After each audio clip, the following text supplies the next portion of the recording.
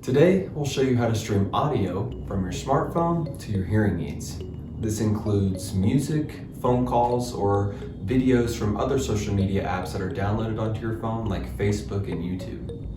Bluetooth is now quite common in all smartphones and most hearing aids regardless of the make or model.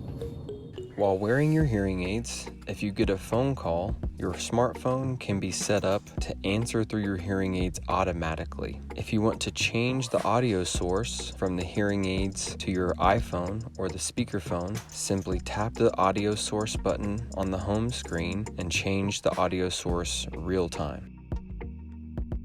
Streaming music or video from other social media apps on your smartphone can also be set up to stream automatically. Simply tap on the app that you want to listen to, such as Spotify, and start playing the music. If you want to change the Bluetooth source from your hearing aids to another source, such as a Bluetooth speaker so your family can enjoy the music, simply switch Bluetooth sources from the app or from the phone.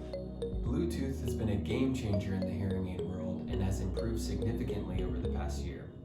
Call us today at 303-233-3142 to schedule your appointment to discuss your hearing aid options today.